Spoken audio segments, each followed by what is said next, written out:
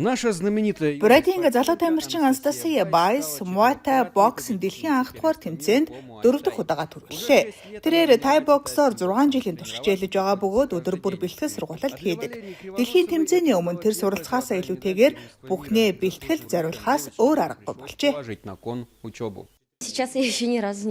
Би одоогоор хичээлдээ сууж амжаагүй л байгаа. Учир нь дэлхийн авраад бэлтгэх дараа нь тэмцээнд явах хэрэгтэй болсон. Эхний тулаан нь Литвийн тамирчинтай байсан бөгөөд 2 дугаар үед өрсөлдөгчөө буулган авчээ. Дараагийнх нь Мароккогийн тамирчин финалд Австралийн тамирчинтай хүч үзсэн байна. Финалийн эхний үеийг надад өгөөгүй. Тэгэхээр үнэхээр зочирдсон. Юана Васильевна чамд эхний үеийг өгсөнгүй. Дараагийн үеийг заавал авч ял гэж хэлэхэд 2 дугаар үеэс бүрэн ялалтад чиглэж эцсээ хүртэл урагшлан тулалдсан. Харин Валерия Кривоносова анх удаага дэлхийн аваргын алтан медалийг хүртлээ. Түүний энэхүү гавьяан 4 жилийн уйггүй өдөр тутмын бэлтгэлийн үр дүн юм а. Эхний 2 тулаанаа би хугацаанаас өмнө дуусгасан. Дараа нь 3 дахь тулаан маань 3 үе үргэлжилсэн. Маш хүнд тоглолт болсон. Гэхдээ би ялсан. Маш их баярлсан. Сэтгэл хөөрсөн. Би дэлхийн аварга боллоо. Үнэхээр гайхалтай. Би Лерагийн төлөө маш их санаа зовж байсан. Учир нь тэр маш удаан эхэлдэг юм. Би тэрэнд анхны үеэсээ эхлээд хүчтэй тоглол гэж хэлсэн. Гэтэл тайлбарлагч энийг өөрөөр ойлгоод би шавьда анхны үедээ нокаутаар ял гэж хизээч зөвлөхгүй. Хүчээ зөв тооцоолох хэрэгтэй гэж ярьж байтал Лера 2 дахь хүн цохилтыг хийчихсэн. Тэгээд тайлбарлагч тэр яг дасгалжуулагч байгаа хэлснийг биелүүллээ гэж хэлсэн. Тамирчид Абу Дабигийн тэмцээнээс нийт 4 алт, 2 мөнгө, 1 хүрэл медальтай ирлээ. Одоо тэднийг Европын аваргын бэлтгэл хүлээж байна. Андрей Слепнев, Валерия Смольникова, Данил Щербаков. Новости дня.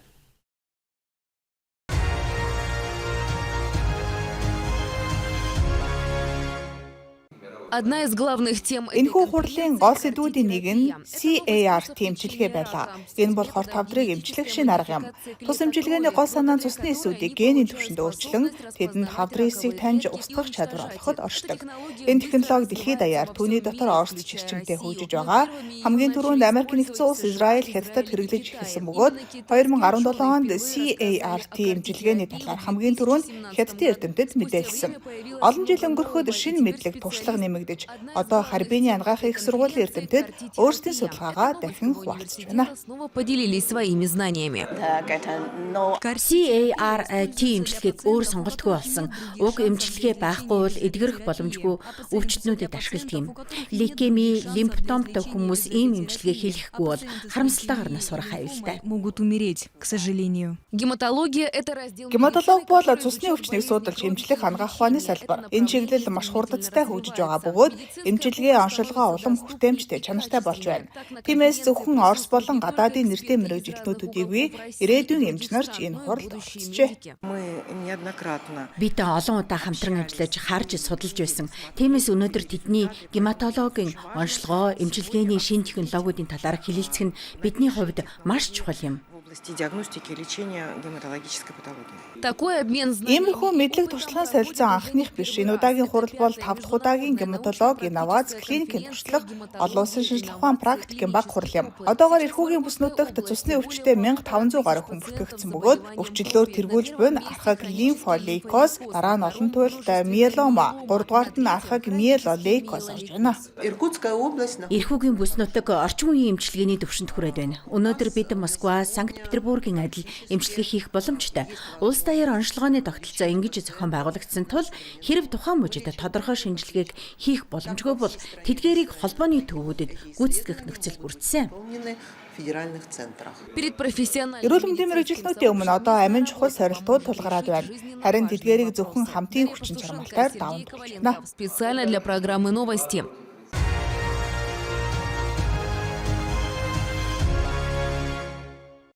2025 год ознаменовал 2025 он бол дунд мэргэжлийн боловсролын тогтолцоо үүсний 85 жилийн ойгоороо онцлог жил. Энэ онд Оросын засгийн газрын шийдвэрээр өвөр байгалийн хязгаарт 18 шин сургуулийн цех нээгдэхэр болжээ. Зөвхөн өвөр байгалийн тээврийн техникумд 2020 оноос хойш 6 жил төстэй боловсролын салбар нээгдсэн бөгөөд өнөөдөр 7 дахь нь ашиглалтанд орж нисгэгчгүй нисэх системийн ашиглалт мэргэжлэр мэргэсэн мэргэжилтнүүдийг бэлтгэх сургалтын цехийн нээлт болж байна. авиационных систем. Нисгэгчгүй нисэх системүүдийн ирээдүй маш өргөн хүрээтэй. Өвөр байгалийн эдийн засгийн бүх салбарт хэрэгцээтэй. Өнөөдөр бид хөдөө аж ахуйгаас эхлээд олон салбараас хүсэлт авч байна. Ог, хянах, бордооны ажил хийхэд дроныг ашиглаж байна. Томоохон уул уурхайн компаниудад ч Белаз ачааны машинуудыг дроноор удирдах технологиг нэвтрүүлж эхэлсэн. Шин сургуулийн цехийг байгуулах ажил ерөнхийлөгчийн нэгдсэн сангийн дэмжлэгтэйгээр хэрэгжиж 11 сая рублээс дээш хөрөнгийг зөвхөн өндөр өртөгтэй тоног төхөөрөмж, симулятор, нисгэгчгүй төхөөрөмж авахд зарцуулжээ. Энэхүү мэргэжил элсэгчдийн дунд хэдийн нэр хүндтэй болж эхний бүлэгт 25 оюутан элсэн бөгөөд тэднийг Тэнгэрийн намун хөлөгнүүд хэмээн хөгжүүлтэйгээр нэрлэжээ. Одоогоор энэ мэргэжил маш эрэлттэй байна. Би ирээдүйд онцгой байдлын ерөнхий газарт гал төмрийн албанд ажилламаар байна. Дроноор төмрийг хянах нь үнэхээр сонирхолтой. Инновацийн системүүд үнэхээр сонирхолтой, сэтгэл татам. Энэ мэргэжил бол агуулга хөтөлбөрүүд маш дэвшилттэй юм аа. Образовательный Хичээлийн үйл явц уламжлал ёсоор онол практикийн хоёр хэсгээс бүрднэ. Онлын хичээл дээр оюутнууд дроны бүтцийг судалж, задлах, угсрах, эвдрэл, гэмтлийг олох, симулятор дээр дадлагжих бол бодит практикт жинхэнэ нислэгийн сургалт явагдана. сами полеты. Эхний 2 жил нь суур боловсролын хөтөлбөртэй. Дараа нь мэргэжлийн хичээлүүд орно. Манай багш нар одоо мэргэжлийн сургалтад хамрагдж байгаа. Эхний шатны технопаркийн мэргэжилтнүүд дроны чиглэлтэй холбоотой хичээл заахад туслах болно. По окончанию курса Хөтөлбөрийг төгссөний дараа оюутнууд мэдлэг ур чадвараа баталгаажуулах үзүүлэнгийн шалгалт өгнө. Тэдний яг ямар шалгалт өгөх нь одоогоор нууц хэвээр байгаа ч олж авсан бүхий л чадвараа практикт ашиглах ёстой гэж багш нар онцолж байна. Энэ онд өвөр байгальд энэ цех нээгдэ зогсохгүй. Цаашид могой төв тосгонд ч нисгэгчгүй системийн сургалтын өөр нэгэн цех байгуулагдана. Эльшат Сафаров, Евгений Жеребцов. Середина земли, Забайкальский край.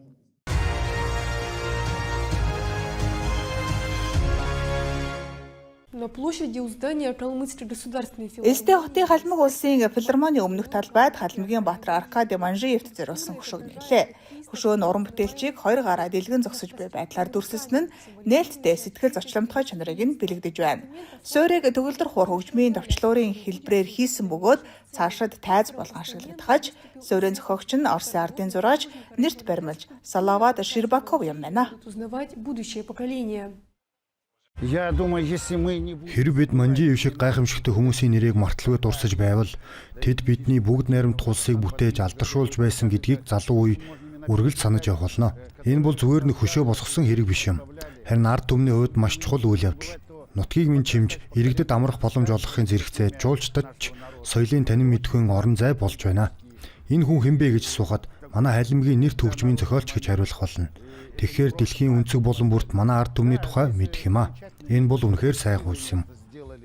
Символично, что Хөшөөний нээлт Элстэй хотын өдөртөө давхцсан бэлэгдэлтэй. Учир нь Аркадий Наминович өөрийн дундаа нийслэлээ хайртай халимаг ардаа төрлөх бүгд найрамдах улсаа магтан дуулж байсан билээ. Өнөөдөр Халимгийн улсын филармоны өмнөх талбайг түүний нэрэмжит болгосон нь Элстийн оршин суугчдын дуртай орон зай болжээ.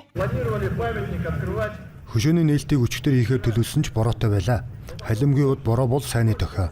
Дээд тэнгэрээс бидэнд энэ хөшөөг яг хотын өдрөөр нийслэлийн 160 жилийн ойгоор нээх ёстойг сануулсан хэрэг.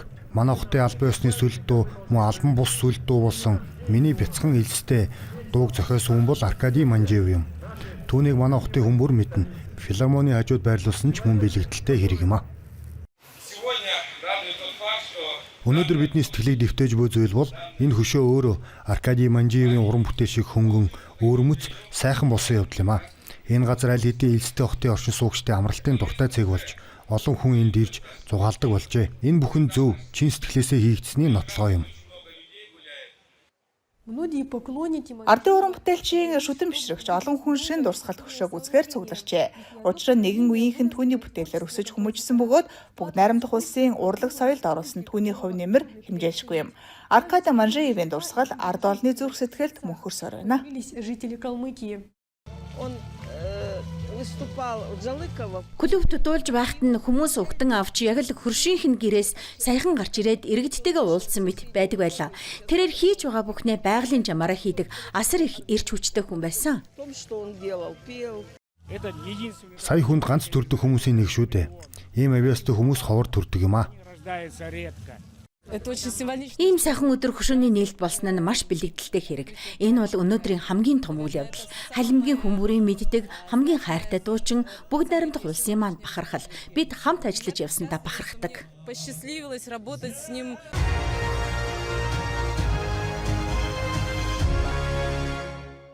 Работа по благоустройству набережной. Якутск хотын Роман Дмитриевийн нэрэмжит нарангийн эргийг тохижуулах ажил 2023 оны намар эхэлж 1 жилийн дотор бүрэн дуусжээ.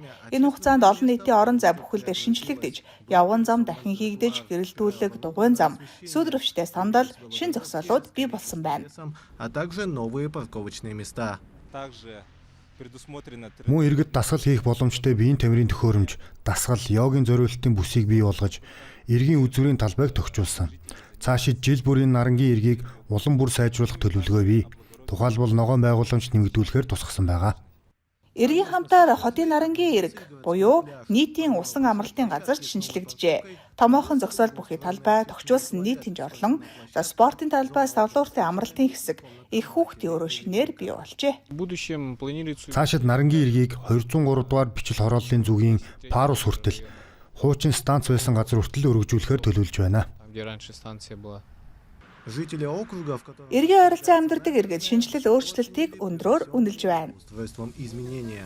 Энд маш олон хүн алхадаг. Гэр бүлэрээ хосуудаараа Скандинав алхалтаар хичээлдэг хүмүүс ч байгаа.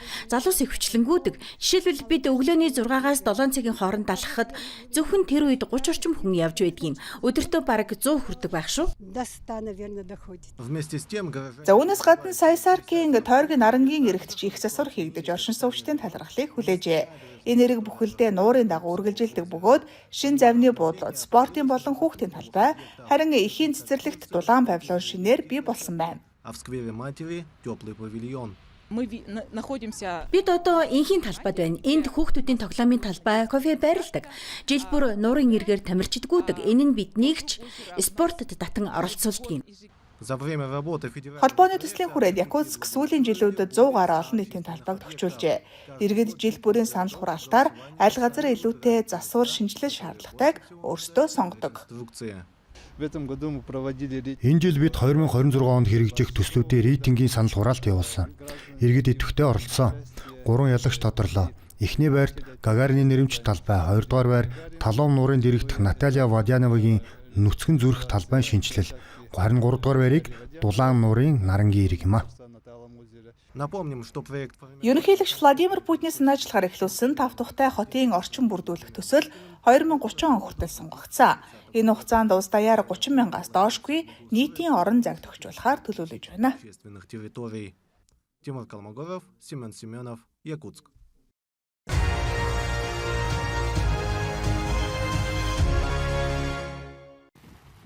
Салхитай бүрхэг цагаагаарч спорт кайтингийн дэлхийн аваргын тэмцээний оролцогчдыг айлгсангүй. Ухаан хотын Хуанпи дүүргийн Мулаан нуг дээр 20 улс бүс нутгаас ирсэн 50 гадаадын тамирчин 120 хятадын цаасан шувууны сонирхогчид цуглжээ. Эндхийн нуг үнэхээр гайхалтай. Өргөн удам талбайтай газар нутгийн хэлбэр байдал нь цаасан шувуу хөөрөхөд том тохиромжтой юм. Өндөр намтай газар нь салхинд өрмөц өнгө аясыг өгдөг. Домогт Мулааны дүүлийн Баатар бүсгүй Эрдэм ухаанаа энэ нуг дээр эзэмшиж байсан гэдэг. Өдгөө 1 жарны дараа байгуулагдсан Мулааны нэрэмжит геопарк нь цаасан шувуу сонирхогчдын алдартай цуглаан болсон байна. Бид ухаанд 2 дахь удаага ирж байна. Энд шувуу хөөрөх боломж олдсонд маш баяртай байна. Кайтинг гэдэг бол байгальтайгаа нэгдэн нийлэх тухай юм. Түүний гайхамшиг нь ч энд бий. Бид байгальтайгаа нөхцөл байдлынхаа дагуу харьцдаг. Аянга цахилгаантай аадар борооноос холуур байвал бусдыг нь байгаль бидэнд өгч байгаа зүйлсээс ашигладаг. Энэ л цаасан шувуу хөөрөхөд хамгийн чухал юм. Спорт кайтингийн хэд хэдэн төрөл бий. Жишээ нь нисгэгчид хосоороо эсвэл дөрвүүлээ шувуугаа маневрлуулж уран дүрс үүсгэнэ. Энэ удаагийн тэмцээнд Америк нэгдсэн улсын тэнгэрийн эгч дүүс гэх эмэгтэйчүүдийн хамтлаг нь цорын ганц гадаад эмэгтэй баг болсон байна. Бид цагаа үнэхээр сайхан өнгөрөөж байна. Америк нэгдсэн улсыг эмэгтэй багийн хувьар энд төлөөлж байгаадаа ихээхэн бахархаж байна. Бид уухан болон хятадд хайртай. Би өөрөө Мулааны шүтэн бишрэгч. Энэ багийг би эмэгтэйчүүдийн хүч чадлыг харуулахын тулд байгуулсан. Бид энийг харуулж чадаж байна. Тэмцээний зочдод зөвхөн спортын төдийгүй соёл үзүүрийн хөтөлбөрөгч бэлтгэжээ. Нэг онцлог нь лед гэрэлтүүлэхтэй цаасан шувуугаар шөнө үзүүлбэр хийсэн тоглолт байлаа. Алексей Кангов, они CGTN.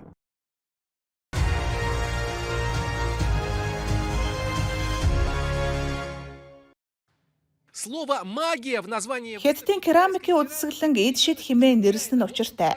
Соёлын нарийн утга учирыг үл мэдсэн ч үзмрүүдийг анхааралтай харахад л тэд сэтгэл булаан татна. Хятадын эмэргийн ястай адил алдартай аяга цайны данхнууд ч үзэгчдэд гайхалтай түүхийг өгүүлнэ. Эдгээр цайны данхнууд 1-р Петр хааны тухай, тэрний онцгой сониуч зан чанар, гайхамшигт зүйлсэд дуртай байсныг өгүүлдэг юм. Домогт өгүүлснээр бол энэ бол Хятадын эзэн хааны бэлэг гинэ. Свое искусство... Уржууд энэхүү урлагаа 700 жилийн турш төгөлдржүүлжээ. Цэша керамикийг Жансун мужид 16 дугаар зууны эхээр Исин хотын ойролцох шавраар хийж эхэлсэн гэж үздэг. Гэвч цайны урлагийн сонирхогчид товоохон цуглуулгыг зөвхөн 19 дугаар зуунаас эхэлж бүрдүүлсэн байдаг. Только в позапрошлом веке. Ойролцоогоор 5 дугаар сард Исин хотоос урчууд ирж манай музейд үзэсгэлэн зохион байгуулах санал тавьсан. Анхандаа камерын шинжтэй жижигхэн үзэсгэлэн байхаар төсөөлж байсан юм а. Однако еще... Зүгээр нэг гар урлал бос жинхэнэ соёлын гайхамшиг болсон явдал нь сонирхол татна. Энэ асуултын хариуг Орос Албаны улсын гадаад хэргийн яамны албан ёсны төлөөлөгч Мария Захарова өгүүлнэ. Мария Захарова. Үзэсгэлэнт үзмөр хэлбэрийн хувьд хэдий төвөгтэйч, цайны данханд нэвт гарсан нүхтэйч бүрэн ашиглагдах үз ажиллагаатай. Үзмрийн нэгэн хэсэг бүтэн нэг танхим Захаровын гэр бүлийн цуглуулгаас бүрджээ. Дипломатчийн ээж олон жилийн турш Хятадын соёлыг судалжээ. Энэ бол урлагийн нэгдэл. Энд бүгд бий. Уран бичлэг, жижиг баримл, уран зураг, цайны данхыг уншиж тайлж чадвал чи Хятадын талаар багагүй мэдлэгтэй хүн гэсэн үг дээ.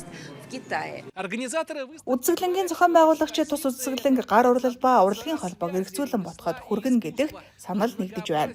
Цэша шавар бүтээлийн олон төрөл үүслийн түүх нь Хятадын мастеруудын соёлын өвийг улам гүнзгий харуулах ажээ. Еще шире. С одной стороны, просто... Нэг талаас энгийн бөгөөд чанга хийц, нөгөө талаас эндхийн илгээр цаг хугацааны амьсгал үүнд бий. Шаврыг тусгай аргаар шатааж боловсруулахдаа данх бүрт 100 жилийн амьдрал шингэж өдөр бүр буцалгасан цайны үнэрэнд хадгалагдсан үлддэг гин. Шавар бол хүн төрөлхтний түүхийн туршид соёл иргэншлийн хөгжлийг илтгэсэн тойл юм. Хятадын соёл эдгээр ахуйн шинжтэй мэт зүйлдэж гүн ухааны агуулга шингээж чаджээ.